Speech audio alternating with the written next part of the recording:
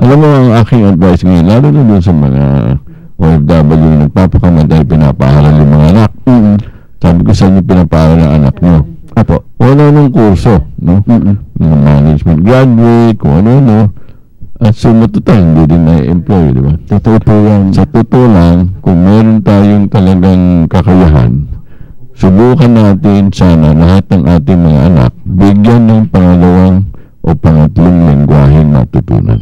Okay. Pag ikaw meron 2 o 3 lengguwaheng kaya mong pagsalita, international languages, times 10 ang value ng overnight.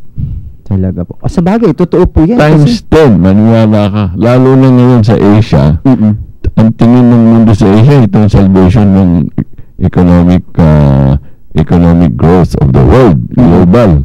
Asia, paalis sa North America and Europe. So, nakafocus lahat. Alam niyo ba, ang Philippines is rated number 6 now. As Projected to lead among the top 6 countries to grow in up 2020. Good news yan, sir. Akala ko puro bad news sa Pilipinas. Hindi, alam mo dahil everything is working in our favor. We have the population, we have the market, we have on-time skills, maganda ang ating political situation, at least perception. Perception. Alam mo, everything is perception eh. Everything is perception, di ba? So, magkakaroon ng stability. So, part of that, stability ng peso, ang dollar kasi medyo mahina, although tataas din yan. So, matotal, namin tayo sa top 6 projected. Ang gumawa ng study niyan, hindi tayo, ha? ibang bansa. Bansa. That's good news kasi objective yun. Good news yan. Nakakawala ng good news sa Pilipinas. So, ano ibig sabihin yun? Inspiring talaga. Kailangan paghandaan natin yun. Yeah. Teka, sir, tutuloy natin yung discussion natin dahil nandun na sa linya si Tita Clary. Ang ating oras, 17 minutes after 9. Bago niya nakikinig si Lorna Bungayal, si May at si Manang Vicky. Maraming salamat sa pakikinig. At siyempre magbabalita tayo sa mga kababayan natin sa Hong Kong. But ang programang ito ay hatid sa inyo ng Paramount Life and General Insurance. Madaling kausap. Magandang gabi, Tita Carrie! Yes! Ayan! Isa pong malaya at mapagpalang gabi. Kasama natin si Mr. Francisco Colayco at siyempre si Jonas. Okay. Hello, sir! Hey, Tita Carrie, kamusta na?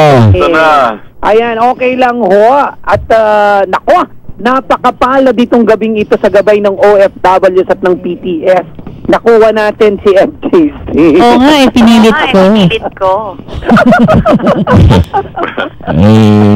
Basta't kayo naman nagsalita at ako available, bakit hindi? Yan naman ang ating common nakaka-inspire. Common purpose natin lahat yan, makatulong, makashare na ating konting nalalaman doon sa mga taong nag-demonstrate ng gusto nilang baguhin ang buhay nila. Sir, parang feeling ko napaka-positibo ang dating ninyo. Ako talaga, kasi ang aking mindset, simple lang eh. Walang problema, walang solusyon. Yan, sir, pautang na. Alam mo yung sabi iba, kulang pera, utang. Sa totoo lang, pag hindi ka marunong mahala ng pera, kahit anong dami ng pera, lubog ka.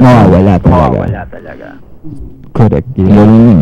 Yes, totoo na yun. At saka dito nga, marami ng pinagpala at mga nakikinabang sa ating KSK Co-op, Tita Lu. Yes, i-announce nga naman sa Singapore.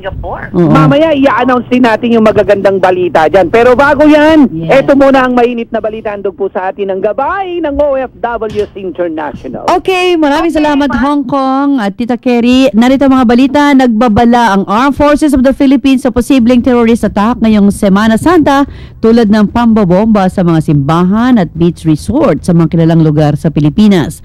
Red alert na rin ang PNP sa buong Metro Manila na nagpalakas pa ng police visibility sa mga bus terminals, airports, MRT at LRT stations, mga shopping malls at iba pang matataong lugar na dinarayo ngayong Holy Week. Dagsana mga pasahero sa mga piers at domestic airports, kaya marami rin ang ipinakalat na secret marshals lalo na sa 22 bansa. Pengibed, inaasahan ang mas maraming tao sa simula ng Miyerkules Santo, pero ngayon pa lang ay nagkakaubusan na ng tiket sa mga bus patungong probinsya.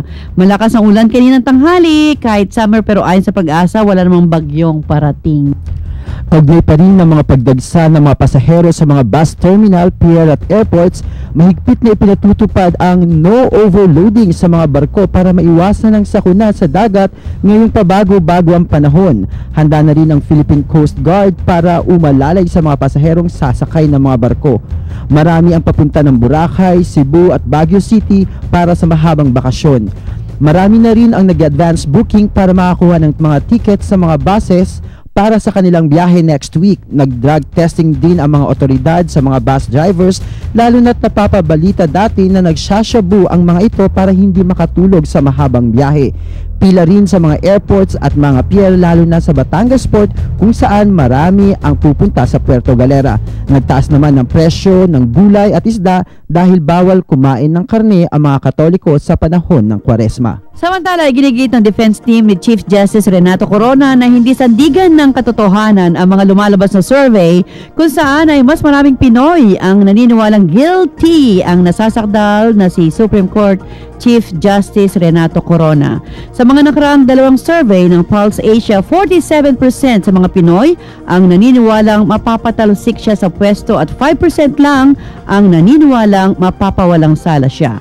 43% sa mga survey ang wala pang desisyon ukol sa issue. Bagamat nirerespeto daw ng defense team ang proseso ng survey at ang resulta nito, muli namang pinaalala sa publiko ng depensa na hindi nito sinasalamin ang paniniwala ng nakakaraming Pinoy.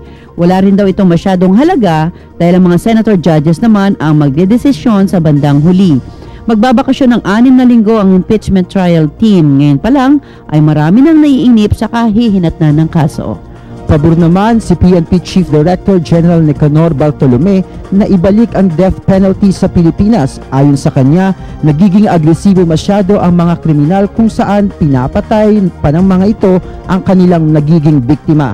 Handa umano siyang dumalo sa lahat ng anumang diskusyon tungkol sa pagbabalik ng death penalty dahil naniniwala siya ito ang magandang solusyon upang mahinto ang kriminalidad sa bansa.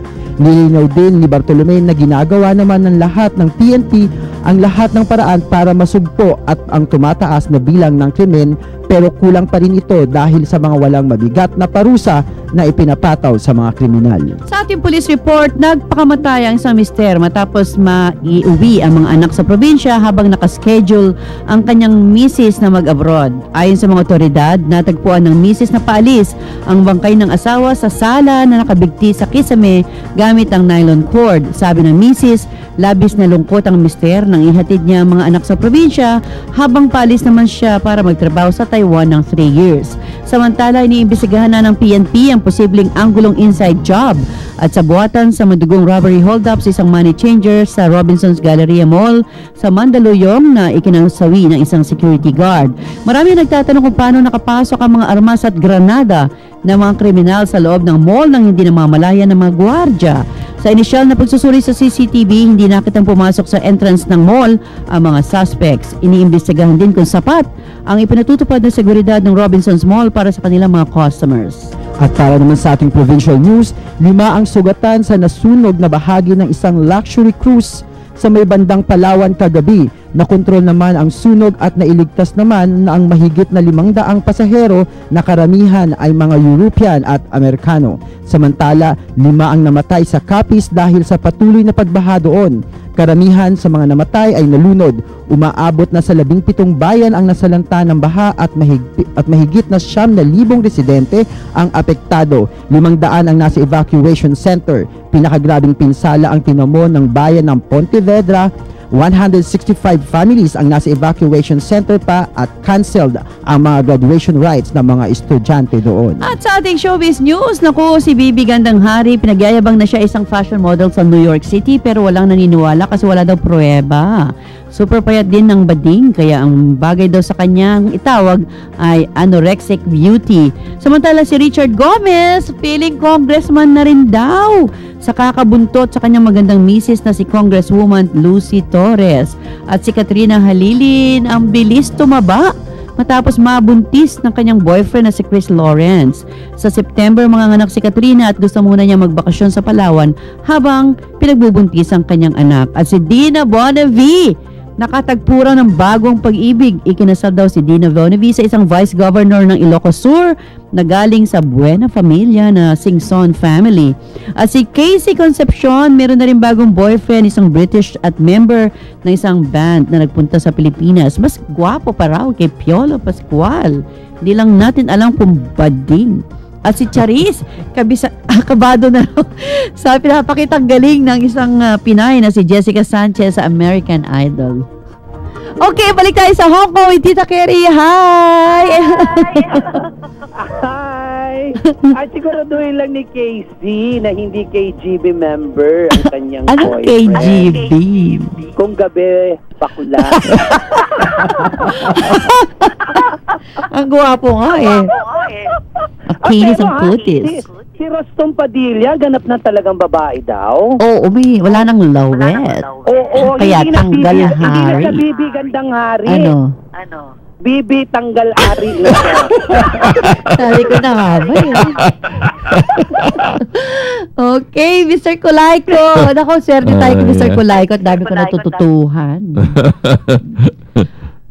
Sir. Tanong, kanina nag-uusap tayo. Dahil si Tita Kelly, alam niya yung mga ginagawa namin doon sa Hong Kong. Baka siya na mag-share doon sa nangyayari sa KSK, no? Oo nga, sir. Yun nga, kanina pinanong sa akin tungkol doon sa problema, kung ano yung pera, di ba? So, awareness lang naman ang kailangan. At sabi ko nga, ang ina-advise ko kanina, yung mga OFWs natin na may mga anak, ang advice ko ngayon, kung kaya niyong gawa ng paraan, bigyan yung paraan na yung inyong mga anak ay matuto ng second or third international language.